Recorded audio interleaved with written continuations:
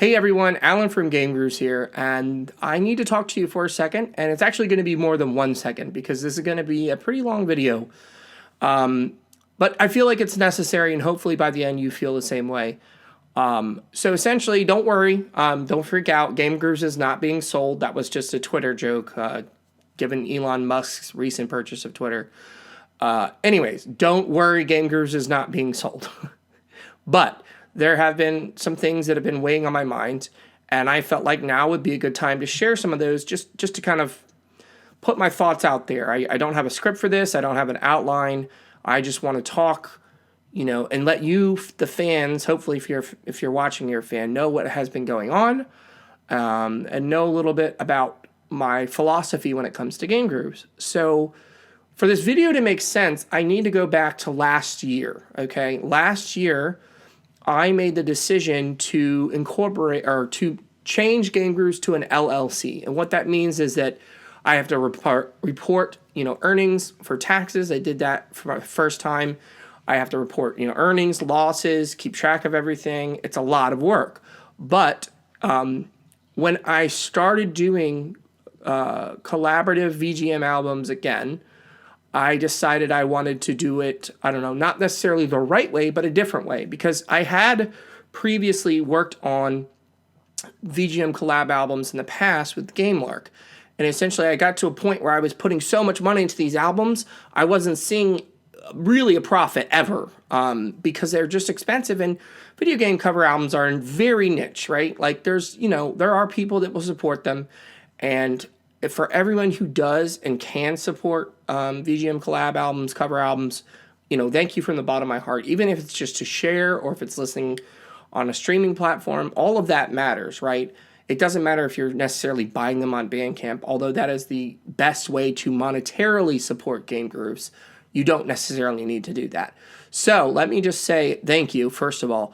But this decision to make GameGrooves an LLC was basically my way of saying, all right, if I'm going to do this a second time, I want to do it right. And of course, with that, there's a huge caveat, which is the government. The government. I could just end it right there.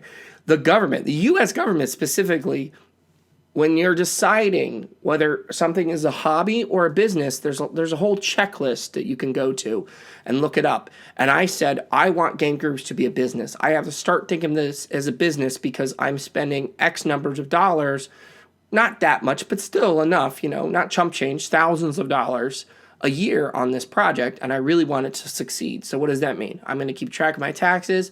The good news is if I have a loss, like the first year I had a loss because obviously I'm funding these albums. Some of them do well, some of them don't, financially speaking. So I was able to write off the year as a loss. So that helps me a little bit on my taxes. But, it's a double-edged sword because along with that, there's this other caveat that is if you are continuing to lose money on a business, the IRS will investigate it and say, is this a hobby or is this a business? Do you intend to earn income from this project, right? And so as this year progressed, the first year I was perfectly okay saying, oh, the whole year was a loss because, it's my first year starting an LLC. This year I was really hoping to see sustainability become more and more attainable, essentially. And when I say sustainability, what I'm talking about is the amount of money that I'm spending on GameGrooves is matched by the amount of money coming in from GameGrooves. And you know what? Right now, I'm going to set the record straight in case anyone is curious. I have not publicly disclosed this before, but just so you know, GameGrooves artists already know this.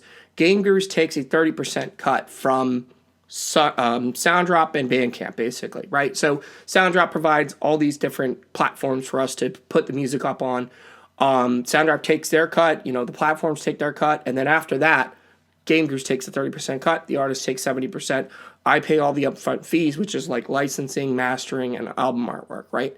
And a typical album is around $600, right? And that's about a 10-track album, right? So if we do 15, that's more like, I guess that's still around $600. But the point is just, if you put out 6 albums a year, just doing that basic math, 6 albums in 1 year at $600 a piece, that's $3,600, right? And since, like I said, most of our income, the vast majority of GameGrooves income comes from Bandcamp, that is really the only way to recoup costs at first. Okay, streaming services take time. It's basically anybody's game, right? Like there are tracks that perform really well on Spotify, and I've no real reason why. That's not to say that the track is not good, more so that it's not necessarily the most popular track from a particular album. So I really don't know. There's no way to predict what's going to do well on streaming services, right? Even an album like Scario Kart, which has done amazingly on Bandcamp, we've sold almost 200 copies on Bandcamp. That album is doing it's one of the best performers on Spotify, but there's one album, Learn, because one of the tracks there has like 40,000 streams, it's still higher than Scario Kart. You know what I mean? It's a numbers game and nobody knows. It's Fugazi, right? So the point is just, the first year I fully expected I was going to take an L, right? Take a loss. Perfectly fine with that. Because I could deduct that from my personal taxes since it's a sole proprietorship LLC, which means I have the LLC in my name. And essentially each album, I create a contract between myself and the musician saying, here's what's going to happen this album, here's the cuts, here's what's expected, all of that stuff, right? And that's just the easiest way to do it. And then I manually pay out artists via Bandcamp, which is a effing nightmare logistically, but I've been working on it. So this year, as the year progressed, I saw numbers going up a little bit on SoundDrop, especially from our revenue, from our streaming revenue. And I kind of consider that passive, right? I've put the album out on these streaming services. I receive a monthly income from SoundDrop, but I'm not really doing much in terms of like managing how sales are happening because you can't sell albums on SoundDrop, or you can't sell albums on Spotify or Apple Music or YouTube Music, right? You're just waiting for people to find it essentially and hoping that they do. Whereas with Bandcamp, I can set sales, right? I can send emails directly to followers and say, hey, this album's going on sale. Here's $5, pick it up. That helps boost things up. But as the year was going on, I was just worrying. This worry kept growing in my mind, like, we're not where we need to be, essentially. That's what it boils down to, right? And again, as I said, this is going to be kind of a long video, unscripted, and hopefully this helps you understand a little bit about how I work and why GameGrooves is where it's at.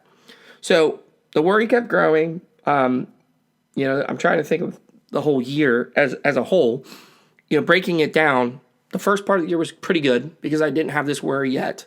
Second part of the year, when we hit April, I got super duper burned out. Okay, I was doing a lot. There was just a lot of albums coming out. I was doing a lot personally, and I kind of took a month off, which is whatever. Sometimes you need to do that, right? Then from May to like August, things were back to pretty good. I was feeling like I was kind of getting back to normal. And then the latter half of the year, the last couple months, I'd say probably from August, September, October, really, this worry kept growing of like, how are we going to continue doing GameGrooves, right?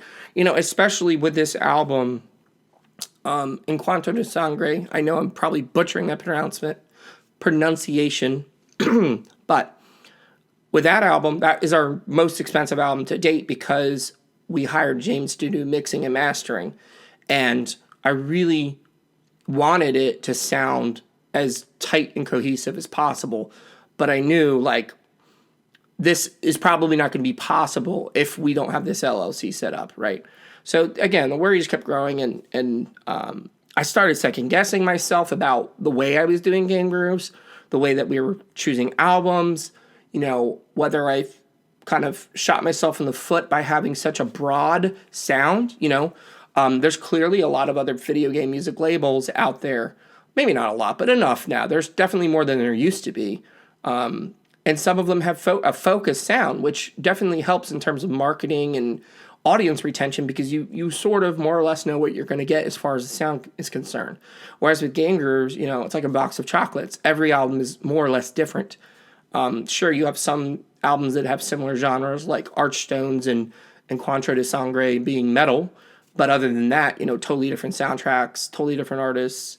And so I just started second-guessing myself on a lot. And I just didn't know where to go in terms of, like, thinking about next year and thinking about what to do with the platform.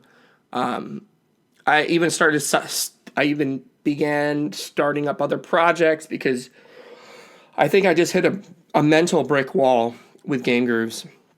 And I was like, well, I'll just try this other thing. Well, some time passed, and I, subconsciously was thinking about this pretty much all the time about what do I do? Like, are we in trouble? Like, we're making around 30, if it's a great month, $40 from sound drop revenue. Bandcamp sales fluctuate wildly, so there's no way to predict that.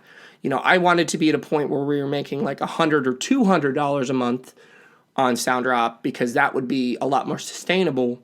But we're clearly not there, and that's okay, because like I said, I am truly grateful for any support, because at the end of the day, this should be fun. This is not my profession. This is not how I make a living. And there are a lot of days where I don't even think I would want to, because when you depend on something for an income, it changes the game. It changes how you think about it. All I really wanted from creating this LLC was to make GameGrooves sustainable. Essentially be able to fund the projects that I want without having to pay out of pocket all the time. And we're getting closer to that. I'm obviously a lot closer to that now than I was before I started the LLC. And, as far as the whole shooting myself in the foot with having such a diverse sound, that is the core of GameGrooves. Like, the whole mission statement is to show how diverse the VGM community is. And I can't do that if I selectively, focus on one genre, like rock, even a broad one like rock or metal or electronic music. Like, that is the joy of GameGrooves, is seeing artists from these different backgrounds collaborate, or maybe just see people that are exposed to different genres that they might not normally listen to. So that core philosophy is not changing. And what I realized, what changed for me when I guess the light bulb clicked, to use a metaphor, popular metaphor, the light bulb clicked when I just decided, what, there's no way for me to control, like, to really truly control how these albums perform, right? I can do everything I can. Social media platforms, as we've seen recently from the past few weeks, are extremely volatile, right? So you might have a huge following on this platform and think, okay, I can depend on this platform to, announce an album and hopefully get some responses when I put it out. Platform dies, or platform changes, and, external links are no longer friendly, and you can't mention certain keywords because the algorithm suppresses you. So there's no like roadmap to follow when it comes to this stuff. You have individual artists and individual groups that have kind of forged their own path, but everybody's their own pioneer, more or less. Everybody's doing their own thing, and it's working for them, but it doesn't necessarily mean it works for everyone. So that's kind of where I've reached. That's the light bulb moment for me, was realizing, don't compare yourself to others, first of all, and secondly, just give it your all. If next year goes well, this video, and I want to say this now, is not a plea for you to start buying GameGrooves albums and merch and all this other stuff. This is more just to let you know something that's been weighing on my mind. And I don't know if it's come across in videos, and I don't know if it's come across on social media, or if anybody's noticed it, but I don't want this thing to become like something like a burden, or just like a trouble for me, like I said, this growing worry. The point of this video is to share some of these thoughts, not to try and convince you to support GameGrooves financially, although always appreciate that support. No, the realization I had was, this is not my day job, right? This is not how I earn a living, thankfully, right? And that's good, because I can say, okay, next year we're doing these albums. I've already set in my mind, we're doing 6 albums. We have 2 of them that are in pre-production right now. Actually, they're in full production right now. One of them is about to enter pre-production. I know what another one's going to be, and then there's 2 more, right? Actually, there's 1 more, because I know what the other one's going to be. Point is, there's going to be 6 albums, okay? They're going to cost a certain amount. We either match that, like I either am able to bring in enough income to offset that to make it a sustainable year, or I don't, right? And if I don't, then likely I will have to dissolve the LLC or do something like that.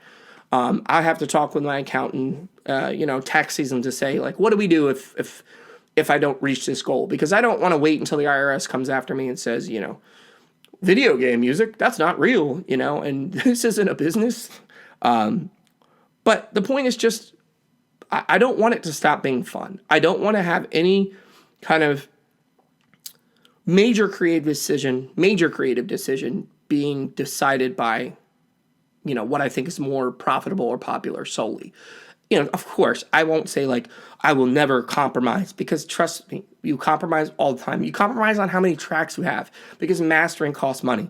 I wouldn't necessarily do 50 track albums if I could, but there's definitely a lot of cases where I have to make compromises because of money. But I don't want it to become, well, this series is popular, I think if we did this, then we could recoup our costs. And no, this is not the goal of GameGrooves.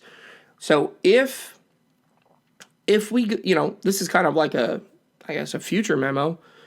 Next year's going to be whatever it is. If I'm able to make it sustainable, great. If I'm not, okay, I will probably have to scale back a little bit. Some of the projects won't necessarily be as ambitious, maybe. But I can continue doing it on my own way. I'd rather do it that way I'd rather do it the way that I've been doing it than worry too much and just turn it into something else. Try to, like I said, try to look at market data, which, like, what market data exists for video game music albums? There's very little out there. And besides, you can talk to any artist that's had a successful album in the VGM space. It's almost impossible to predict. Like, you could do the same game or you could do a similar style album and the performances will be vastly different. And that's because audiences change and platforms change and everything changes. So it's better to just say, this is realistically what I can afford. If I can't make this sustainable next year, I'll continue doing GameGrooves in some form or fashion. And going back, as I said, unscripted video, going back to what I said previously about platforms being volatile, that's partly why the website is so critical for me as a means of communicating with VGM fans. It isn't just about GameGrooves music on there. It's about having a hub where people can go and find either new artists or interviews or reviews or whatever, or GameGrooves music. It's something that I feel like I have more control over. The website, because I know what's going up on there. I can't control how Google search works, but I can control some things. So I hope that this video was somewhat interesting. I really don't know if it will be. If you have questions about GameGrooves or how things work, or you think I'm doing things all wrong and you want to suggest something different, I'm open to suggestions. GameGrooves at the core, we've branched off into 4 parts now, where we have the GameGrooves music, which is all the music stuff. That's where the most of the money goes. We have GameGrooves Gazette, which is the website. Most of the finances there go to paying staff writers. Shout out to Chris Penwell and Michael Leopold Weber and Sydney for your excellent work.